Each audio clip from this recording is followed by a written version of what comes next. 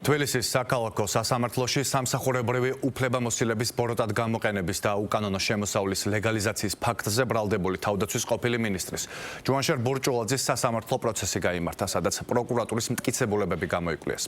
სახელმწიფო ბრალდებამ დღევანდელ პროცესზე 3 მოწმედ დაკითხა, საიდანაც ერთ-ერთი სამედიცინო ტექნიკის შემომტანი კომპანიის დამფუძნებელია. მისი მისამართით პროკურატურამ კითხვები 2023 წელს განხორციელებულ შესყიდვასთან დაკავშირებით დასვა, რომლის დროსაც მას დაუკავშირდა სამედიცინო ბიზნესში ჩართული პირი ალექსანდრე ხეთერელი და გორის ჰოსპიტალისთვის საიდუმლო შესყიდვის გზით მაგნიტორეზონანსული და კომპიუტერული ტომოგრაფიის აპარატების შესაწყიდად ხელშეკრულების გაფორმება ითხოვა.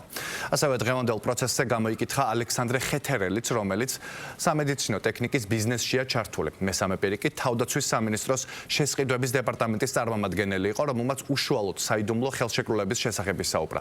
შეგახსენებთ, რომ პროკურატურის ინფორმაციით ჯუანშერ ბურჭულაძე 2023 წელს სამსახურებრივი მდგომარეობის ბოროტად გამოყენებით მისი მოადგილის ნათესავისა და საქართველოს თავდაცვის სამინისტროს შესყიდვების დეპარტამენტის ყოფილი უფროსის დახმარებით სამხედრო ჰოსპიტალს სამედიცინო აპარატი 2.606.272 ლარის ნაცვლად 3.940.000 ლარად მიეწოდა, რის შედეგადაც სამინისტროს 1.333.728 ლარის ქონებრივი ზიანი მიადგა. 2025 წლის მარტში კი ჯუანშერ ბურჭულაძემ და მისმა მეუღლემ ესპანეთში 544.000 ევროთ ქონება შეიძინეს.